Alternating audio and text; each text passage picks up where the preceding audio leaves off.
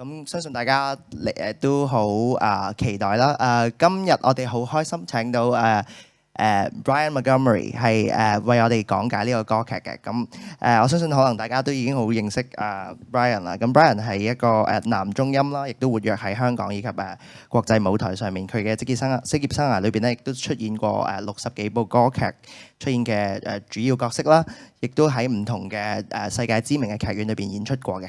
咁事不宜遲，我哋今日交俾Brian 去為我哋講解呢一個咁特別嘅歌劇。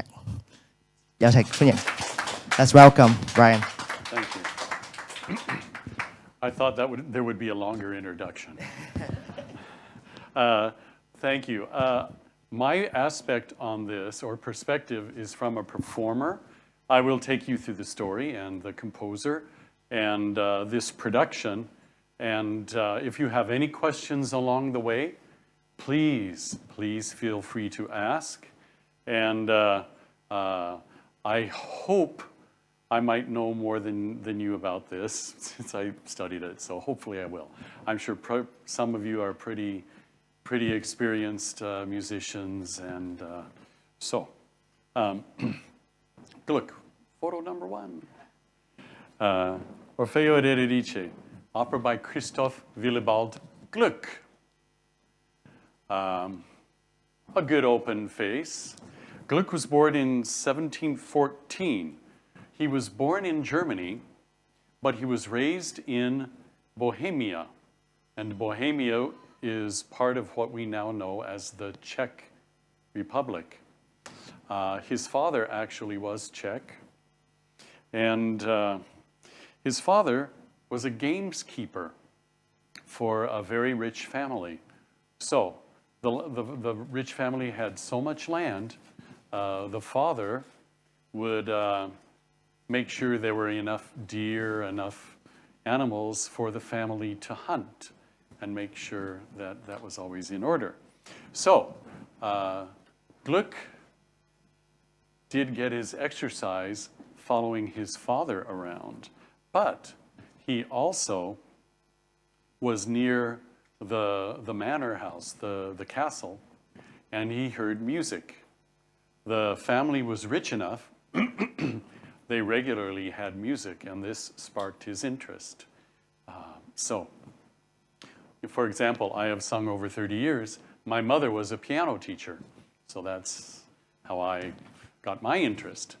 But he did through the royal court there, well, the court in that castle, and listening to music. So he found it very easy to sing. And he played multiple instruments. And then he started studying cello with Bohuslav Chernohorsky, and he was a friar, a Franciscan friar from the church. As we know, many of the priests and people in the church were highly educated and very good musicians. Well, in 1931, he went to study mathematics and logic in Prague at the university, but he dropped out. He was a musician at heart, and he just wasn't going to study mathematics and logic. He was going to study music. I find it very interesting, having lived in Hong Kong for 11 years. You find a lot of families during the primary and teenage years, the children study music, and then the family says, no, study business, study it. You know, it's never changed. It's not changed from 300 years ago. You know, it's the same thing. My father was a carpenter, and he said, study business. I said, no, Dad. So, so he started studying music, and he began to compose for the wealthy Lobkowitz family, and his father had moved to Germany, working for the Lobkowitz family as a gameskeeper again. So they actually had even though the father moved around, for that era of time, they had stability in places to live and food, and they had comforts. They weren't poor farmers as some people were.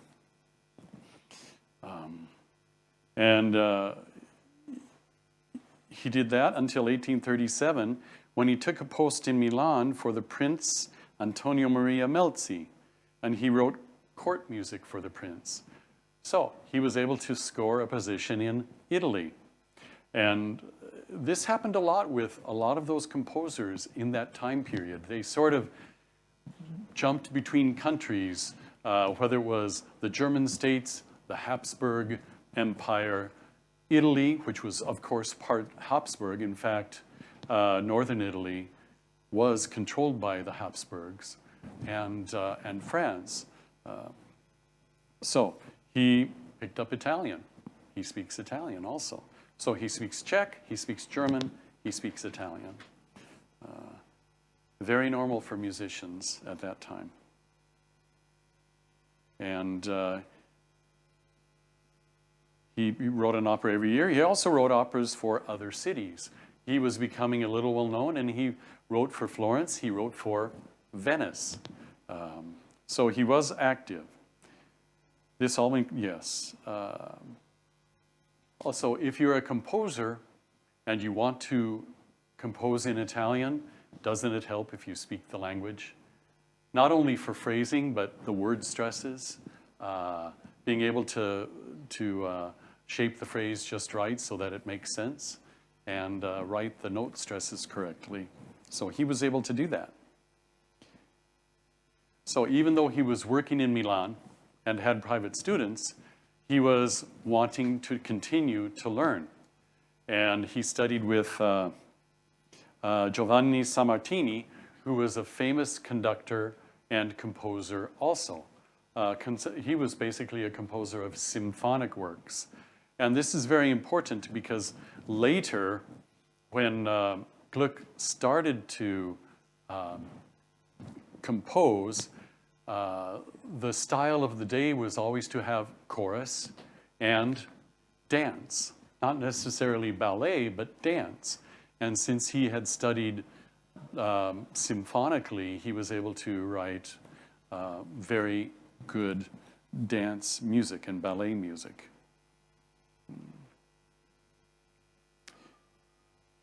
And in 1745, he had yet his fourth area or fourth language coming up.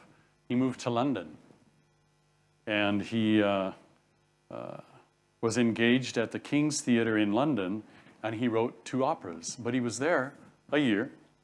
He learned how to speak English, and during this time, he met a composer, a German composer who was taking London by storm. Anybody know who that was? Oh, come on. George Friedrich Handel. George Frederick Handel, or as they would have said in England. And Handel did take an interest to this new composer, and he did hear the operas that Gluck composed. But Handel was not impressed, and he said, speaking of Gluck, he said, "He knows less of counterpoint than my cook." So Handel evidently was not impressed with Gluck's writing. He was then summoned to Vienna in 1748, and he composed an opera for the Queen Maria, for the Empress Maria Theresa. He wrote Semiramide, which was a big success, but of course the Viennese court jealousies. He took the libretto from which famous librettist of the day? Metastasio, right? Pietro Metastasio, and set it to music. And but Metastasio himself, who did compose a bit, loathed the music, hated the music. But it was a big public success. And so we see that Metastasio and Gluck were contemporaries. And this is very important because I'll explain Metastasio later. He was one of the most important people in opera seria of that time as a librettist. In 1752, he finally won a position writing music for the Prince, here's a great name, Prince Joseph Friedrich von Sachsen-Hildburghausen. That's a name, isn't it? Prince Joseph Friedrich von Sachsen-Hildburghausen. It wasn't as coveted as the royal court, but it was a good position, and he was in Vienna, which was the center of the Habsburg world. But that opportunity came in 1755. The royal court of Vienna was very aggressive in supporting arts, not only because the royal family enjoyed the music, but they did that for the community. And they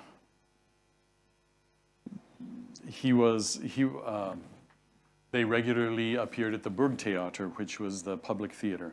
And Gluck wrote ballet, symphonic music, smaller works, and finally had his big break 7 years later, in 1762, when he was contracted to write Orfeo and Euridice. Now, just think of that. He has been working in music since 1731. This is 31 years later. He's been working the whole time, composing, making money. And after 31 years, he's the overnight sensation and he's famous. Well, you know, it was the fame 31 years in the making. And I think that's one thing. Even today, there are some young artists who become famous right away. Pop artists. In the operatic world, you may become famous in your late 20s and early 30s. But some opera singers don't become famous until their 40s because it's a middle-aged profession. But also, you need to acquire all of those skills necessary to make yourself an artist. You need to learn your languages and all of your operas. And so it's a challenge as an artist. Gluck was not only a respected composer for the Habsburg court, but he was also, as musicians were in that period and are, a teacher. One of his most celebrated students was Salieri. You know, Mozart and Salieri. Salieri was mentored and studied with Gluck. Some of his, but see, so it becomes a tree, like a genealogy, a family tree, because Salieri was the teacher and mentor of Beethoven, Schubert, and Liszt.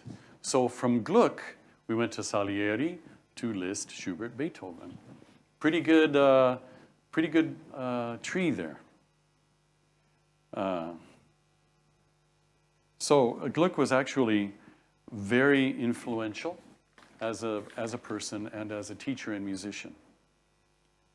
We'll also see how Gluck broke through the norms of Metastasian libretti to craft a newer and more approachable way to understand the convoluted stories and the actions of the mythical operas in that time period. Abounding with melodies and using a more accompanied style of recitative rather than the secco recitative prevalent in the days, he's considered the first German composer to push story over stars and form. So do we know what a secco recitative is? Secco recitative. For example, when I was younger, I was a tour guide, and I would take people from New York City on a bus to Washington, D.C., or Philadelphia, or Niagara Falls. And I would work with different languages, Italian, German, English, Spanish. And if you're talking all day, that hurts your throat. And I don't want to sing. So on occasion, I would start singing my instructions. For example, in secco recitative form. And I would sing, remember now, tomorrow we must get up at 7:30 because it is very important, right? You've heard that style of music in opera. Well, that's called a secco recit or a dry recit because it's without orchestra and just with a cembalo or harpsichord. So we're going to go down here And go to, the secco recitative down here. And this is going to be a good example of a secco recitative. Ah, siete voi? Scusate, cosa stato? Per cagion vostra io fui quasi accoppato. E ben, non era questo l'onore per te, signor Perdono. Via, vien qua. Okay, now you heard the cembalo or and them speaking. They're having a conversation. That's the secco recitative, the dry recit. That's where the story is planned. That's where you get all of the information. And then they'll sing the aria where they express their feelings about what they learned in the recitative. Let's go on. You can go. Vien qua, che belle cose ti deggio dir. Ma cosa fate qui? Vien qua e lo saprai. Diverse storielle che accadute mi son da che partisti. Ti dirò un'altra volta. Or la più bella ti vo solo narrar.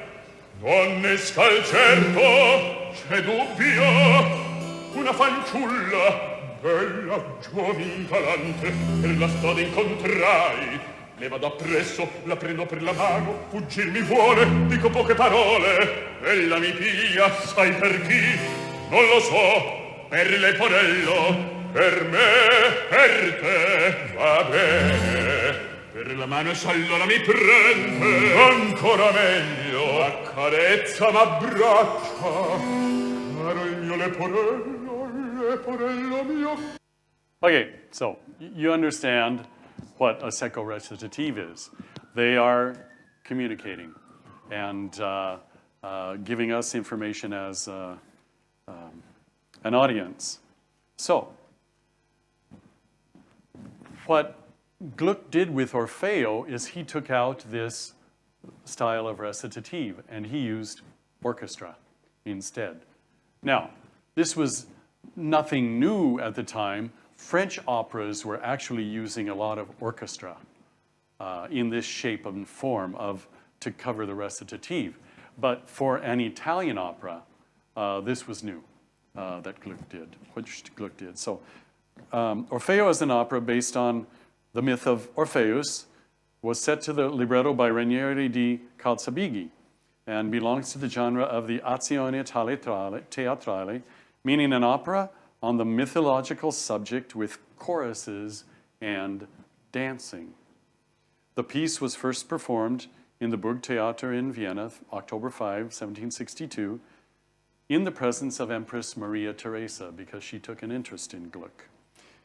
It's the first of Gluck's reform operas in which he attempted to replace the plots and overly complex music of opera seria with a noble simplicity in both the music and the drama. He wanted to take the mystical out and make the story more real for the listener. This has been a grand theme and premise of many German operas ever since. Simplifying the stage, simplifying the look, so that all you do is concentrate on the words. In fact, even though I have Dame Janet Baker, who will give us several examples, it's in a Germanic style production, which you will see very bare, very simple, that follows this concept of simplicity. It also goes along with this psychological meaning of words, relationships, and actions on the stage, also goes along with the development of German culture and the need to intellectualize actions and thoughts and motivations in our lives. So you can even think about Sigmund Freud. You know, it's just a cultural continuation.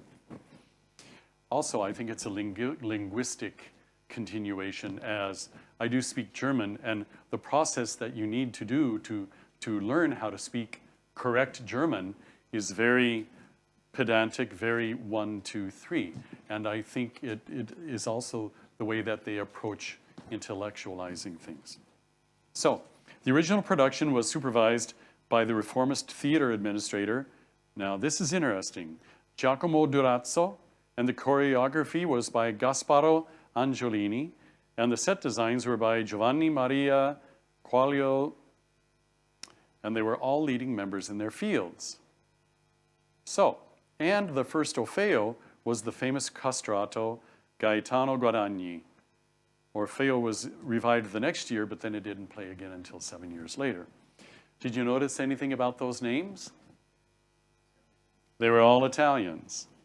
Did anybody see the movie Amadeus about Mozart?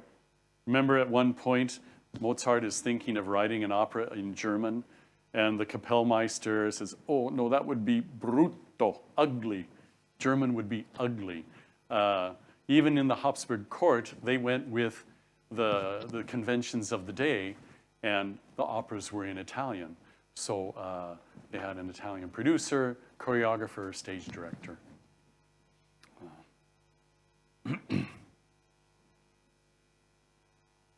So the opera is the most popular of Gluck's works and one of the most influential on subsequent German operas, as I said. Variations on its plot, the underground rescue mission in which the hero must control or conceal his emotions, is included in Mozart's The Magic Flute, Beethoven's Fidelio, and Wagner's Das Rheingold. Same concept. In fact, what was Mozart's take on rescue and Magic Flute? He must find Pamina, not speak to her. Same as Orfeo with Euridice, or else they are lost. Same with Euridice. If he speaks or talks to Euridice, or speaks or looks at her, she dies for a second time. So,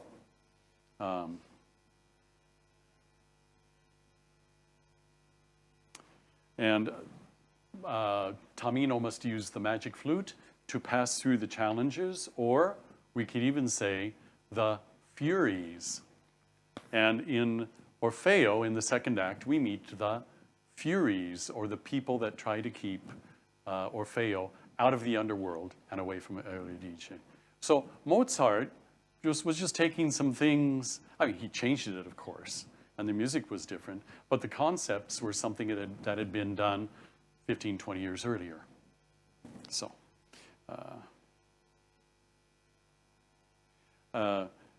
originally set to Italian, Orfeo and Euridice owes much of its genre to French opera, particularly in the use of accompanied recitative and general absence of vocal virtuosity. Gluck readapted this for the French stage 12 years later. And he gave it the title Orphée et Eurydice, and several alterations were made in vocal casting and orchestration. The original Orfeo was a castrato, a man who had had a beautiful child voice, and they had done surgery so that he would keep his beautiful voice forever. Gaetano Guadagni evidently was also known as a very good actor. Now, I mentioned reform opera in the first paragraph, and this is the first opera where the form of opera seria was being challenged. Opera seria, usually called drama per musica, became actually a derogatory term near the end of its life, because it was almost a formula that was being repeated over and over again with different music, but in many cases the same words. So,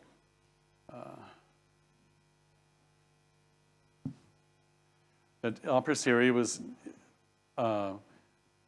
produced not only in Italy, but Spain, the Habsburg, Austria, England, Saxony, German states, and other countries. Opera seria was less popular in France. Now, but people who used opera seria were Scarlatti, Leonardo da Vinci. Yes, da Vinci wrote music. He actually did. He wrote poetry and music. Handel, and in the second half of the 18th century, even Mozart. Mozart wrote an opera seria. Does anybody know which one it was? Idomeneo. And he followed convention and took the libretto from Pietro Metastasio. Now, I'll get to Metastasio in a second. But, no, I'll get to him now. Photo number 2. Don't delete. There we go. Oh, is that as big as he got? Ah, shoot. Anyway, Metastasio. He was Italian, grew up in Rome, was very poor.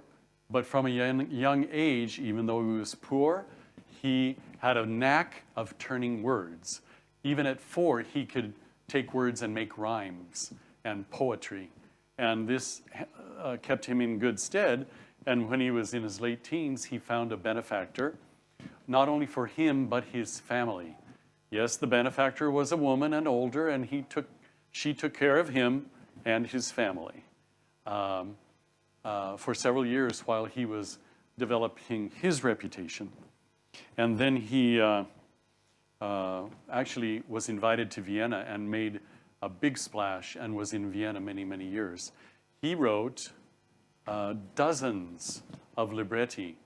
And why Metastasio is so important to the opera seria is he would take the grand legends and myths and cut them down into a very workable form and size, also something that syllabically would fit very well in poetry. And the composers found it easy to take this poetry and these libretti and set it to music. One of his libretto, one alone, was set to music by over 20 different composers. So he made money. So that is Metastasio. Also his libretti passed inspection for the royalty and the Catholic Church. You know, back then they had censors for anything that was done in public. For example, just to jump 100 years ahead, when Verdi was composing Rigoletto, which is from Victor Hugo's novel, Le Roi s'amuse, it was about a jester in the king's court. Well, it was to take place in Venice, which was still under the rule of the Habsburg dynasty. And they didn't want the king to be portrayed that way as a libertine. So they had to change it to a duke and change it to Mantua. So it became the Duke of Mantua rather than the king. And that helped pass the censors and get performed. So it was also important in Vienna. The Habsburgs were very, very sensitive to this. And this was also brought to fruition because in France, who was one of the big playwrights of the day? Beaumarchais. And what he was writing was about the common people and the royalty sort of being buffoonish or you know, the difference in classes. And they consider this to be also a beginning and part of the French Revolution. And Marie Antoinette was actually a Habsburg, you know. She was a cousin, I believe, to Empress Maria Theresa. And of course, she and her husband, Louis XVI, lost their heads. So royalty was always very aware of this, of all public productions.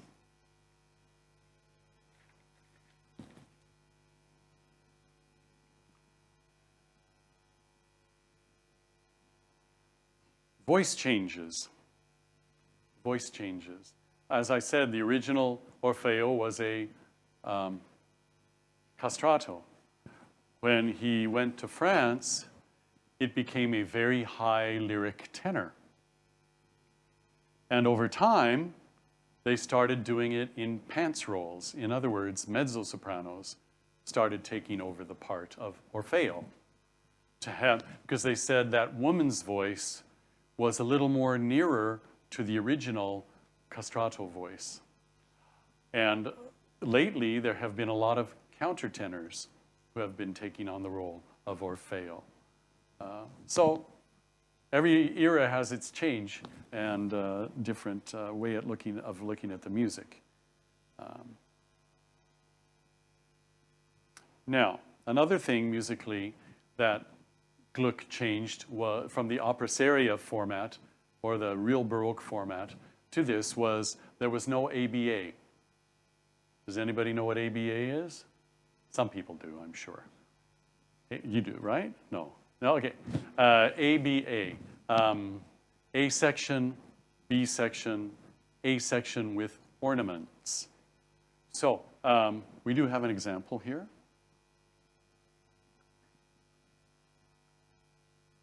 Of, oh yes, Nathalie Dessay, one of the famous sopranos of the last 30. Can you pause a second? Thank you. Now, she's going to sing Torami Avagejar, which is very, very, very famous. Now, you'll hear the first section, which is in a happy major key, the second section, the B section, which is in a minor key. Then she'll go back to the A section, and she will embellish it, and she will do wild things with all the notes. She'll change the notes and have fun. Okay.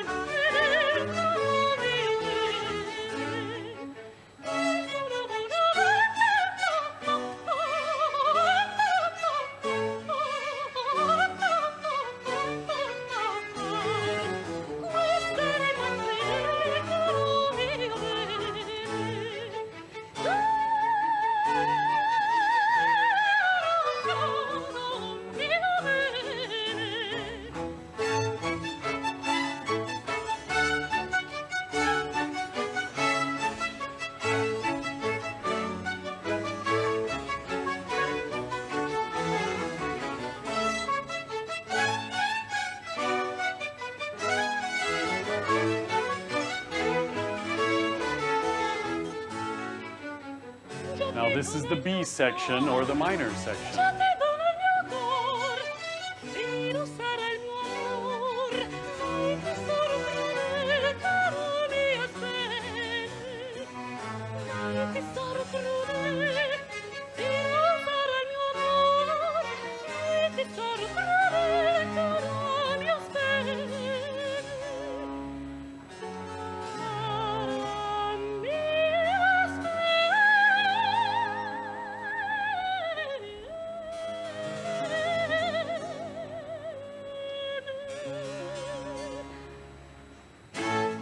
And now back to the A section, but she will change the notes.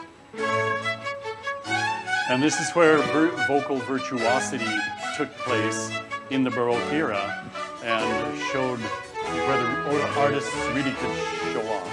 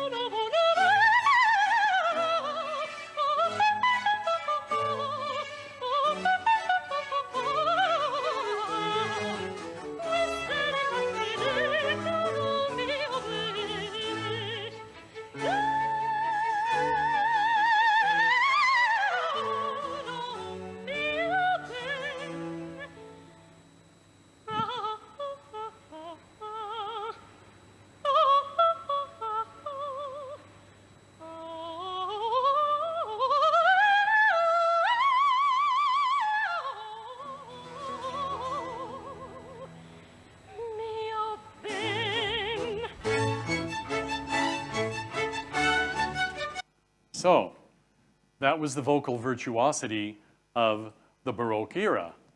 Now, the problem was when they wrote the Baroque operas, Handel would almost invariably make all of the arias ABA. Now, if you just did AB and went on, fine, but you go back over and over again, and if the singers weren't good, it would be boring. Also, you could pick up a Handel opera score, and it wouldn't be that fat. But with going back to the A section on every aria, a thin Handel opera could last 3 hours. You know, it could last a long time, and it's also a matter of attention span. But what Gluck wanted to do was take out the vocal pyrotechnics and proceed with the story. So what he did was he stopped ABA, and he would have accompanied recitative or an accompanied section before a verse, but it was much more strophic rather than ABA. And so, although this was a very important change to opera in history, his operas aren't played that much these days. It's almost, for some people, it's almost too simple. You know, Handel still does well pretty well these days, but Gluck doesn't get much of a showing. Monteverdi's Orfeo does, of course, because it's one of the first, you know, operas, that and Coronazione di Poppea. Anyway, old-style opera seria and the domination of embellishment-oriented singers came to be increasingly unpopular after the success of Gluck's operas, and Orfeo in particular. So, but now, 12 years later, when he did it for France, he, as a composer, had to deal with some of the challenges of working in a different country. For example, in the original orchestration, there was a chalumeau, which is a French instrument. No one knows what a chalumeau is. If you do, I'll give you 10 Hong Kong dollars right now if you know what a chalumeau is. Does Hong remember what a chalumeau is? Really? Really? Oh boy, I'm gonna have to give Hong, the translator, 10 Hong Kong dollars. Let's go to picture number 3. Now there's one reed, but it looks like a folk instrument. Certainly doesn't look like it would generate a lot of power to fit into an orchestra. But a chalumeau was in the original orchestration. So, but it was, even though that's a French name and it has its origins in France, it was very important in Vienna, but it had passed its time in France. So when he went to produce his opera in France, he had to cut out that instrument and the next one, photo 4.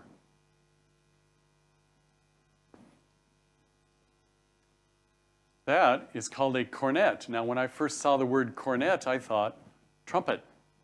You know, the cornet, the trumpet. But that is also a wood instrument, and those are cornets. Those were in the original orchestration.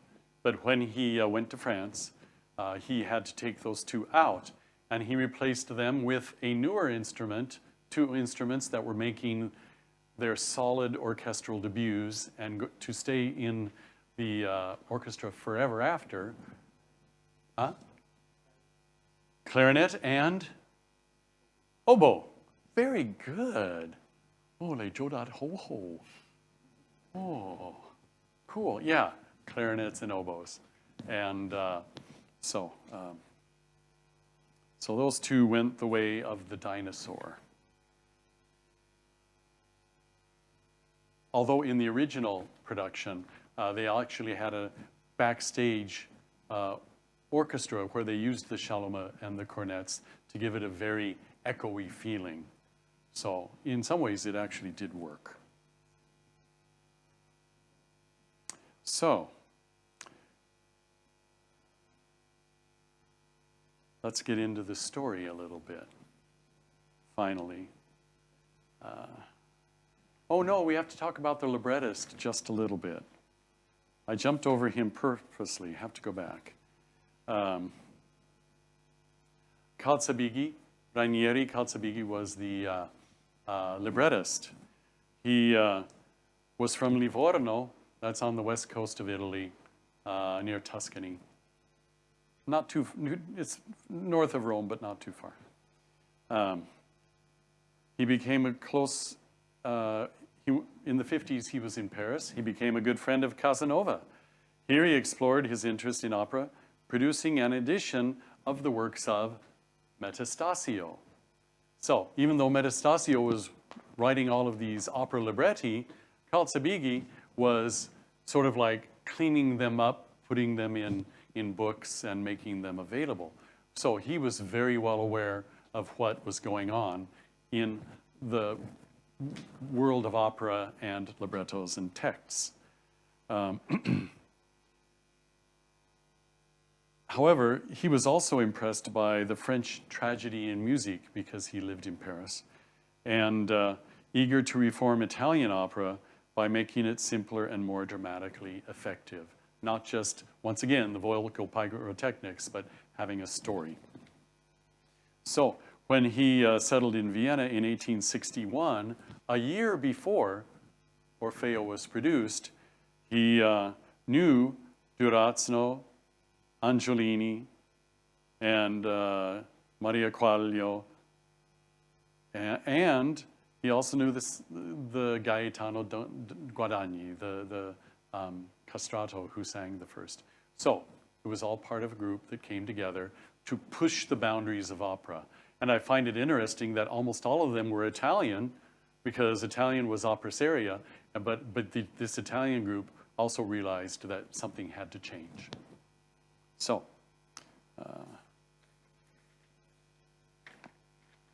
the story comes from Orfeo.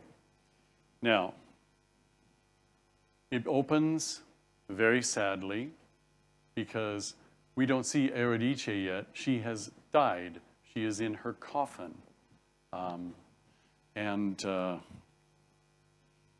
What is interesting is that as an overture, Gluck didn't write sad music. He wrote a very happy overture, and short, not too long.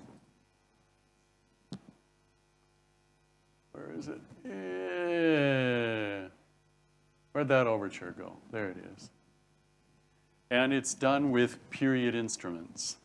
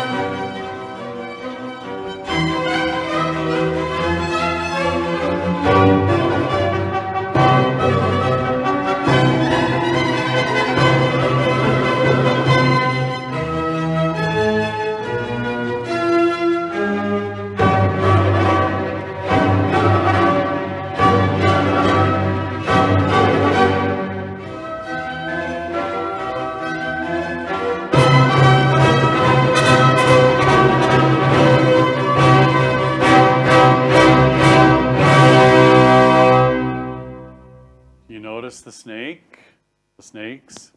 Why are the snakes there? Because that's how Eurydice died. She died from a snake bite. Okay, we can clear that. That was the key of C. Yes?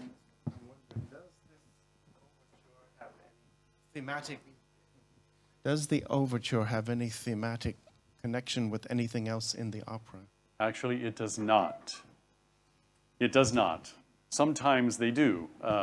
This one does not. It's basically a piece to, I think, wake up the audience and compose a bit of music as just a prelude. It was also, interestingly, in the key of C, which is a very simple, happy key. Maybe he wanted to set up the tragedy that is coming, because when the string goes up, when the curtain goes up, there is death there. Eurydice is already in her coffin and already dead, and surrounded by the nymphs and shepherds. Of course, in those stories, there are always nymphs and shepherds to, console and bring comfort to the hero. So, she's been killed because she was bitten by a snake. And there's a chorus in a minor key. Orfeo is only able to utter Eurydice's name. Ah, sing torno. Orfeo sends the others away and sings of his grief in the aria, Chiamo il mio ben, and the three verses of which are preceded by expressive recitatives. So he has accompanied recitatives before three verses, talking about his wife's death. This technique was actually extremely radical at the time, to put a bit of a recitative, accompanied recitative, not secco, but accompanied before every verse. So what it did was it pushed the action forward with the recitative, and then he emoted about it with the continuation of the aria. And he did that 3 times.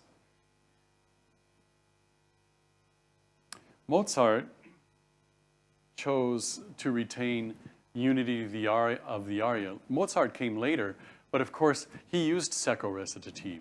He used it a lot in all of his operas, and yet he also did use accompanied recitative. But so he made it a dramatic choice rather than a stylistic or choice of form.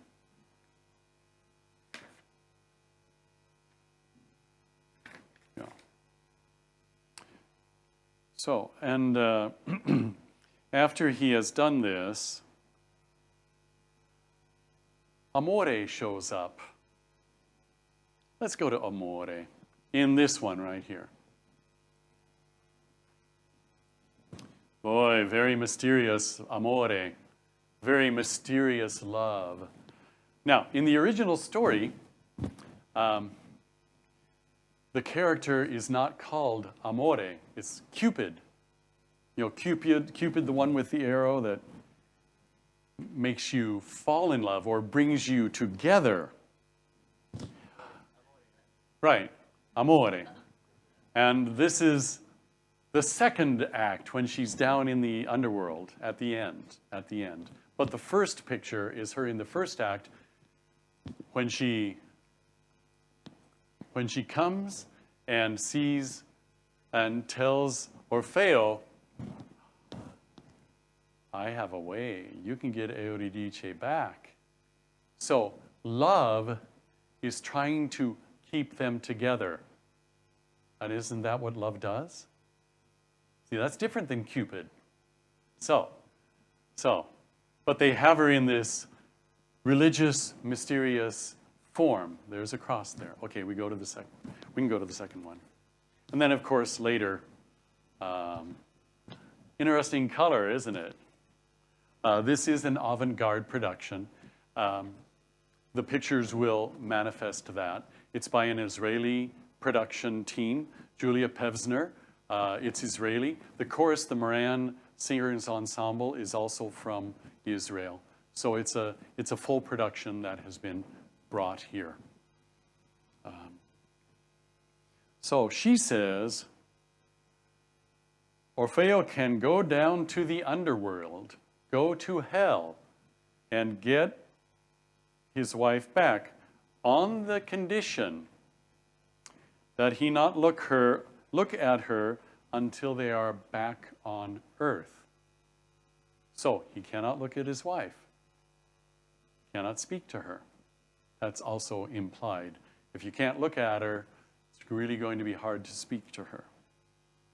As encouragement, then, Amore informs Orfeo that his present suffering shall be short-lived with the aria, Gli sguardi trattieni. And Orfeo decides, I'll go get her back. I love her. So, that, off we go. That's the end of the first act. Now, the second act, is a rocky landscape, and the Furies refuse to admit Orfeo. Oh yes, let's go back, because I missed one. Okay, here we are. Chorus 5, photo 5. This is the first act chorus. Those are the nymphs and shepherds. Oh, this reminds me of my 7 years in singing in Germany, where all the productions are not all the productions, but a lot of the productions have this muted look, not only sometimes for just the chorus, but also the main characters. That way, you're not concentrating on the costumes, but once again, what they are saying. So that's one of the reasons they do that. Now, when Orfeo gets to the underworld, then things change. And we'll go to the next photo. There we go. Those are the Furies, the chorus members in the second act, the Furies who are going to block Orfeo's way into the underworld. And we even have their music, a little dance music.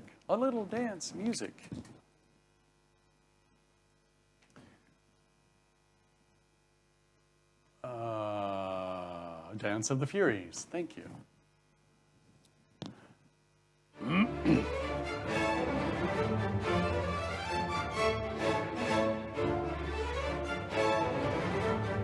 And an intense group like that would be very hard to pass through, don't you think?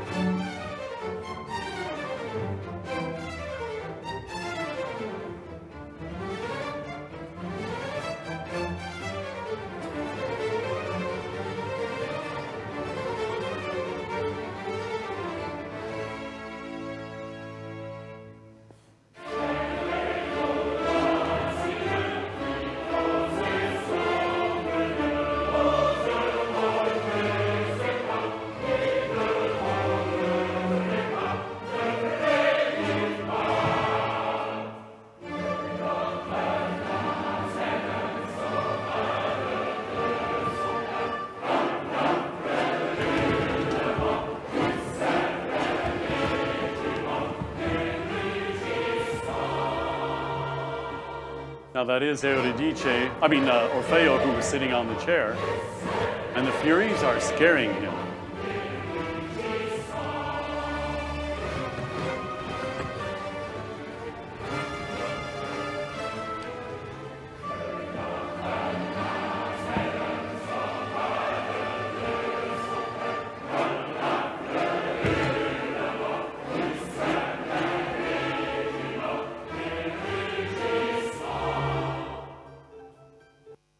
Okay, now you notice those Furies were not in the same costumes as you will see here. They're wearing a few more clothes. Those are the Furies. And the Furies are warning Orfeo that he's in danger if he passes into hell. Now, it's interesting, right, will be the Furies costume here in Macau. Now, as we go on, let's go to the costume for Hades. Hades. Now, in the opera, there's no Hades. They talk about him, but in this version in Macau, you are going to have a manifestation of Hades. He won't be singing, he'll be acting, but you have your Hades that Orfeo will have to get around. Now, once he leaves the Furies and gets down into Elysium, then he says, hey, oh yes, another one, Lilith. Lilith doesn't seem like a mythical name, does it? I have no idea where this name comes from. But there is a Lilith, and she will be on the stage and do some sort of action, but it has nothing to do with the actual story. So she will be facilitating something. And this is Lilith, and this is her costume. Okay. Now, once he gets... Now, one of the things that he has to pass to get down there is the Cerberus. And let's go to this picture here. The three-headed dog. The Cerberus. Three-headed dog. Now, do you know what this is from? What movie is this from? Oh, come on, speak up. What movie is this from? What? Harry Potter! Harry Potter and the Sorcerer's Stone or the Philosopher's Stone. You know, as a viewer, we see this and we don't realize, many of us, that it has its ancient beginnings in mythical lore. And so, Orfeo has to pass a Cerberus, a three-headed dog. And I like Fluffy. I think Fluffy's, yeah. And when Orfeo is in the underworld, he only has one thing with him. His lyre, his instrument. And that's like a mini harp, right? Well, how did they get past Fluffy? Music. And they had the harp playing. And so he had his lyre, and that was going to help him get past the Cerberus, or Fluffy. So, okay, and this is the Cerberus here in Macau.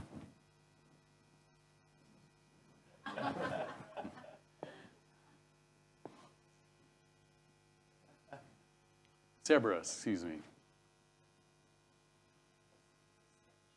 It's a sketch. It's a sketch. So after he makes it past this entity, he's able to make it into Elysium. And right.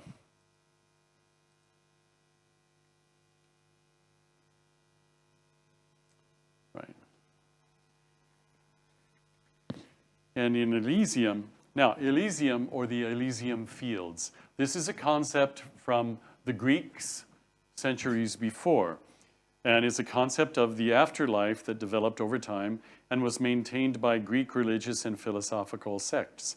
It means the afterlife is peace and beauty. You go to your rest. So when he arrives there, he has sees such a beautiful place, beautiful air, beautiful, everything is beauty. He sings, Che puro ciel. Now, this is Dame Janet Baker, and you will notice this is a very, for 40 years ago, it's a very avant-garde production of its time. Very, yeah. So here she comes. Unfortunately, it's not as pretty as Elysium should be. Elysium should be a most beautiful place.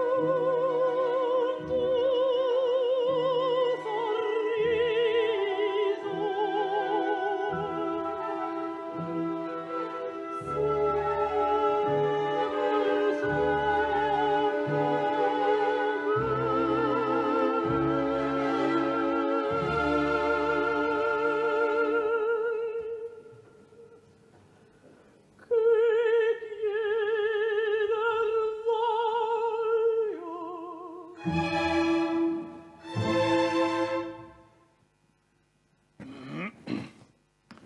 find it interesting at the end that he used a very standard cadence, the bum bum at the end. I chose Dame Janet Baker because she's a good singer. So she's in Elysium, and she meets her. Where is it? Where did it go? You know, yeah, actually, that's the one. That's the one. That's actually Euridice.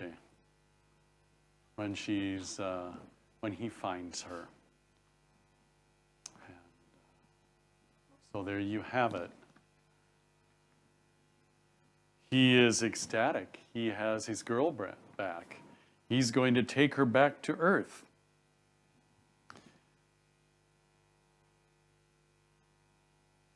So anyway, he arrives, and there's a dance. Okay.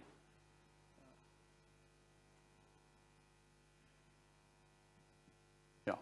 So there is usually an aria put in by an unnamed spirit or Euridice. And then there's a beautiful dance that Orfeo and Euridice watch or take part in because they are back together. But he can't look at her. He cannot look at her. And this is confusing Euridice. They're together. They can go home. Why isn't he looking at me? Why isn't he talking to me? It becomes very, very, very frustrating. And on the way out of Hades, Eurydice, she's delighted to be returning to Earth, but she's still totally confused. So we will go now to her aria, where she's saying, he's not speaking to me. He's not looking at me. He doesn't love me anymore. Why is he here? I don't understand. Come on, guy. Get with it. Talk to me. Communicate. Women are always wanting their men to communicate more. Anyway, so this is her for a couple of minutes.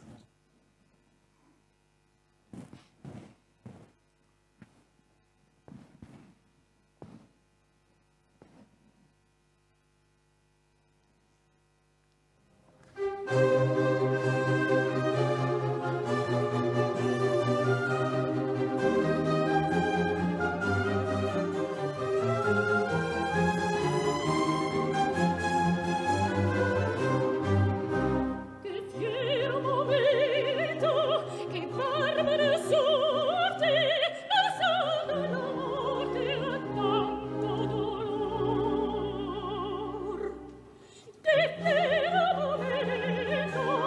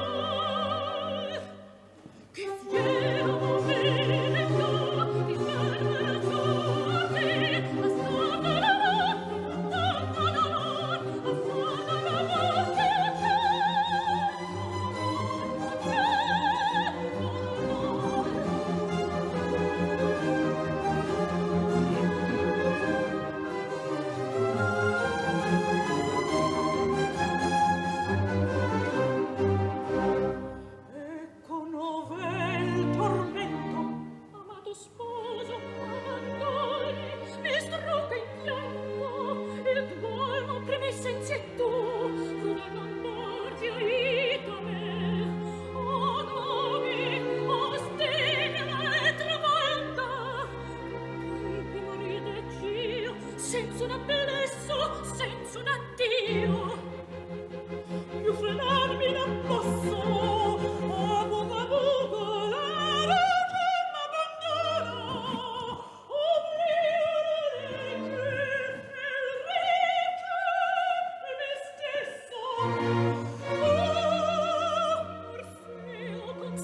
Mi sento languir.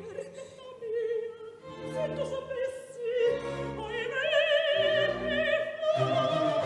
cosa guardar dicendo per falsa davanti a te? Oh mio bene, ti sovvenga almen di me, che urridice, o come il cor mi si laggera in sen. You see, they were talking about each other, but they weren't really talking to each other. Well, at least Orfeo was not. Eurydice was. So, Anguish. I think this duet was actually set up very well by the composer to show, and the stage direction to show how powerful this moment is and how frustrating it is for both people in different ways. Now, this moment is so painful for Orfeo, she simply cannot have Eurydice in pain. Orfeo loves her so much that he makes the fatal mistake of turning around. Now, this is a bit of an extended scene here, but it shows exactly Orfeo's mind process of thinking and the recitative music before we get into the most famous aria from the opera, which is Che farò senza Eurydice, che farò senza il mio ben. Now, the interesting thing about this aria, which Gluck made very clear, if it is performed at too fast of a pace, it'll be Che farò senza Eurydice, che farò senza il mio ben. And you're saying, what will I do without Eurydice? What will I do without my beloved? And yet, most of it is in a major key. Why is it in a major happy sound when you are saying, what will I do without my beloved? So, it can't be, Che farò senza Eurydice. It has to be just the right tempo, or else it could be like a music box. Che farò senza Eurydice. So, che farò senza Eurydice, che farò senza il mio ben. Che farò, dove andrò, che farò senza il mio ben. The tempo has to be just right. So, here we go. So this is the last bit of recitative coming up to Che farò senza Eurydice.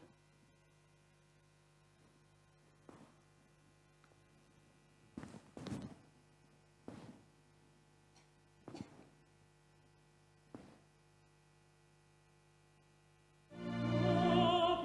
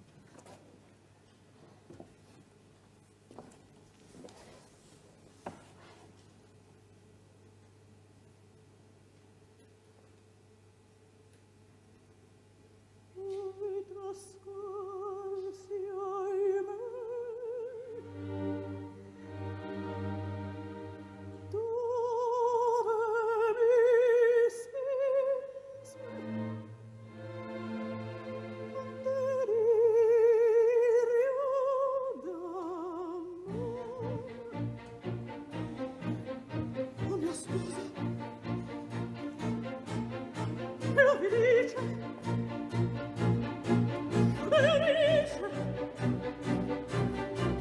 mia diletta. Ma più d'amore, e lei morta per me.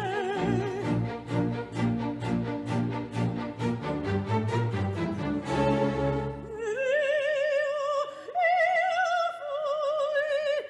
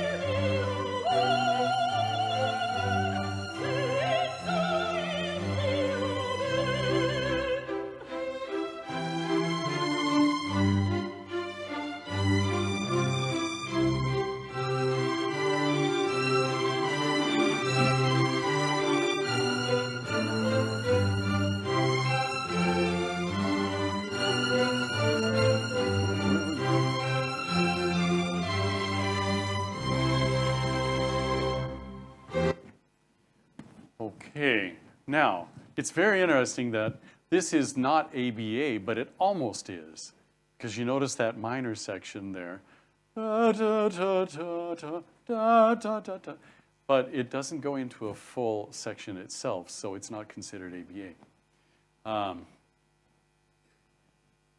Also, you saw the tempo. The tempo was just right, so that even though the majority of it was in a major key, she was still able to show all of this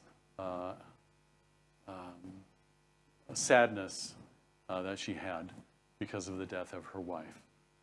Now, we're going to finish up with amore, love coming back. And of course, love can't let an opera story end this way. Yes, sir. Okay.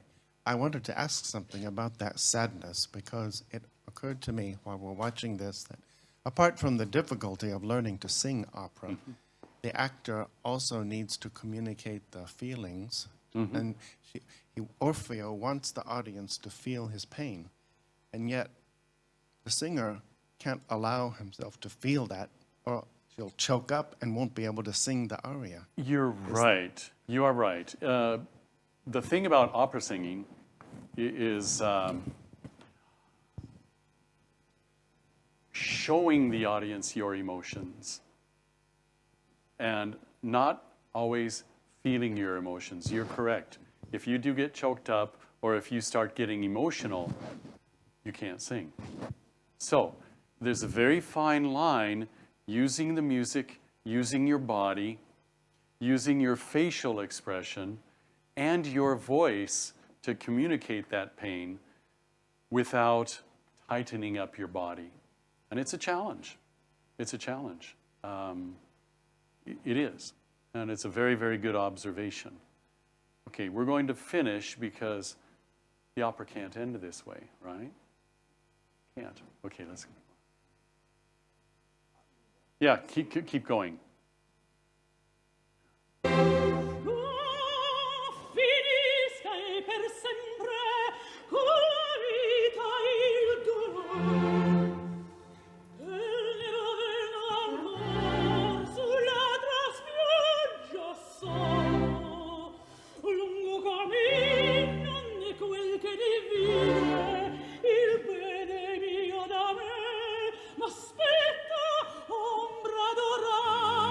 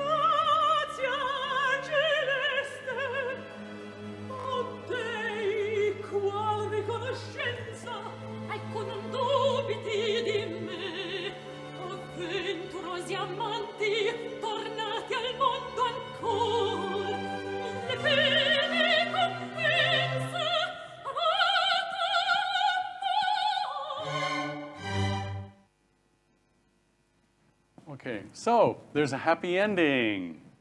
Yay, it's a happy ending opera. Yes, there are some of those. So, let's go to this picture here. This is basically the shell of the set that you will see. Different things will move. Here's the casket in the very first scene where she lays dead in there. There's a door that opens up for him to go down into hell. And other things will be moved on and off this platform. So that's what you will see here in Macau. And it actually is very easy, this type of set, to move around. It's easy for them to ship this all over the world because it doesn't fill up a huge space. It's a limited size platform where they can do all the work, adjust to almost any theater. So this is a very easy show to travel. Okay, so let's go back. We never showed them a good picture of Orfeo. Isn't he cool? Yeah. He could be wearing Armani or something, you know. So, there you are. And of course, in this one, it looks like you're going to be having a countertenor or a leggero tenor. I think it's countertenor, actually, that you'll be having for Orfeo. If you want to go back through the costumes real quickly. Yeah, Euridice, Amore.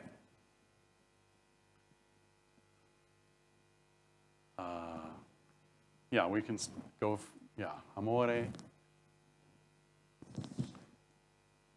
That's Amore in the first act. Oh, Cerberus, the three-headed dog, or something. And Hades. Lilith, we'll find out who she is. The Furies, Chorus. And there you have it. So that's the production for Macau. And that's the story. And you've heard some of the music. So I hope you've been prepared in some ways for the show. And let's take some time. If you have any questions, please ask them. I may have an answer. I may not. No questions? Oh, I was going to give you 10, 15 minutes. I have a question. Yes, sir. So just now you talk about the voice changes along the way. First, as what we saw in the videos, Orfeo was played by a woman Yes. with a soprano or A mezzo contralto. mezzo soprano. So later when it's played, maybe in this production in Macau, the Israeli production, it will be a man Yes. So does it mean that the difficulty has raised, or is it easier to find? I think for a countertenor, it's not easy to find one, I guess. It's not easy to find a countertenor. There are not too many. And why does this change? Is it normal? Is it To have a countertenor? no? This repertoire.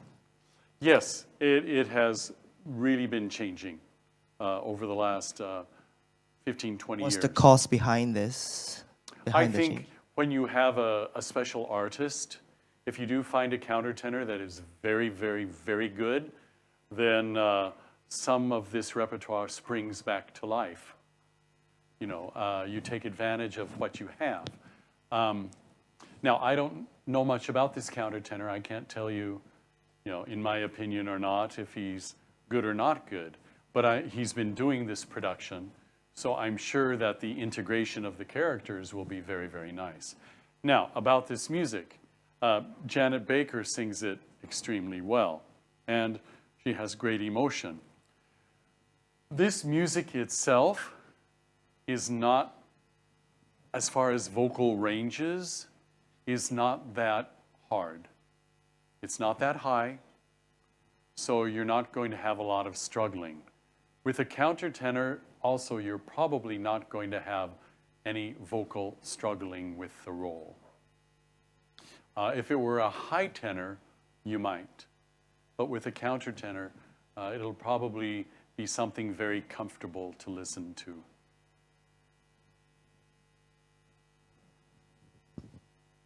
I think the production of this, the last one I saw, I think it was with Juan Diego Flores, is also a tenor and not a countertenor. I think that's Right. not, usually we didn't use a countertenor, isn't it?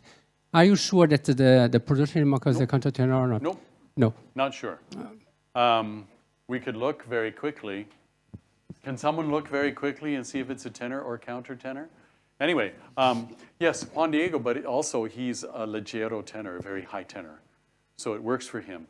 Although from my understanding, there were one or two pieces that they actually transposed a half a step, just to make it a little more comfortable.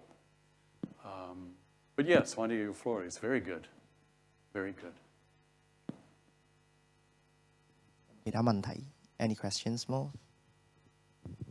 有問題啊？你們有問題啊？嗎？其實我想知道咧，假聲男高音同普通男高音有咩分別啊？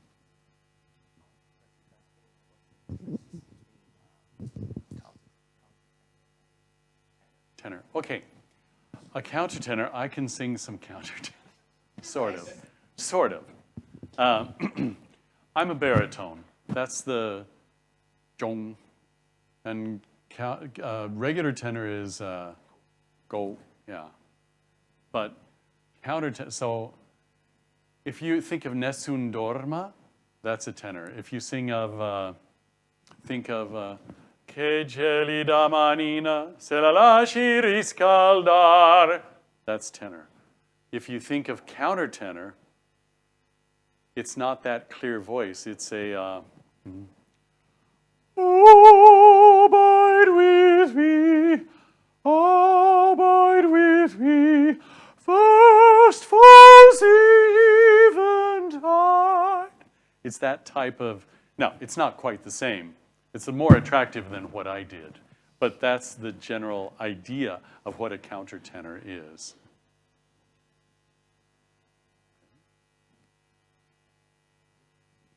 Just made my debut as a countertenor.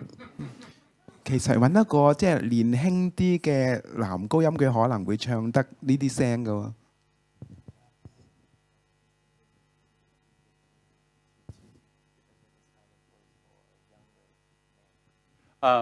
Actually, countertenors are very interesting. I've not seen a lot of young ones develop before 30. I think it's partly because they want to try and be a baritone or a regular tenor before that. Very few begin as a countertenor. There's one up in China, Xiao Ma. He's a very, very good countertenor. He didn't start to get popular until he was in his mid-30s. He sings real well. It's not something that I hear many young singers do. There's a bit of development for a countertenor because the way the vocal cords are used, vocal cords, okay. When you're resting, they're sitting like this, correct? Just breathing, it's sort of almost like a V. Now, when we speak, they come together. When we sing just in our mid-range, they're together. And when we start to sing high, the front pulls a bit. And that makes the vocal cords stretch so that you can sing the higher notes. Can we turn this off? Yeah, turn it off. Okay, so, because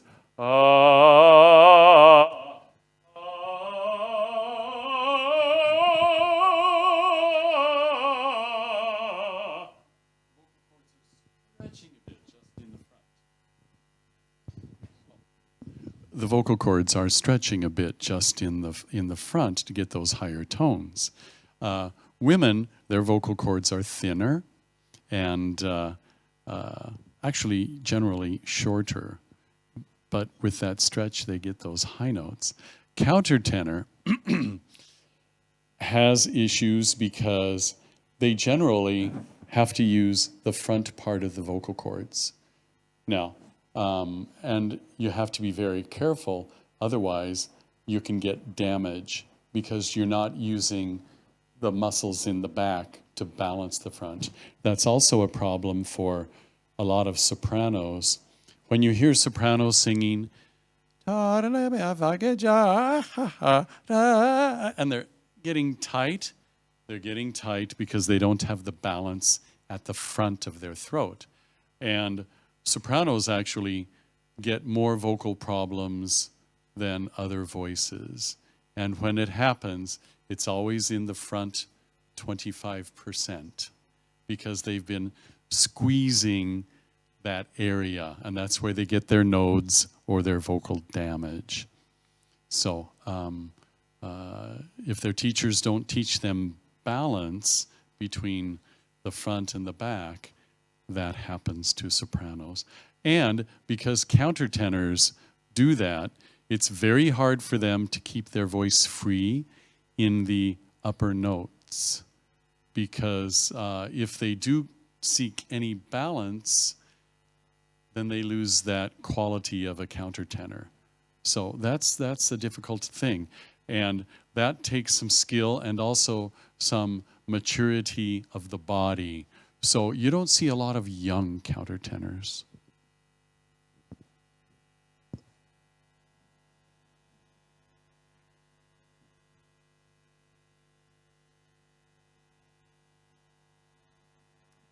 If that's it, I thank you for staying awake. And I hope you didn't get too bored through the process. And it was my pleasure to bring this to you. I hope you'll be ready for your show and enjoy it. Thank you very much. 好多謝咁多位，thank you everyone。記住10月21號同22號咧就係呢個歌劇啦。In October 21st and 22nd, there will be 2 performances altogether, 21st and 22nd, and for Orfeo and Eurydice. So tickets still on sale. So go get them. I bet you have already have。仲有係所有嘅參加者，麻煩可以如果可以願意嘅話，可以幫我哋填一填問卷，睇下你哋覺得今日嘅講座如何啦。Thank you，唔該晒。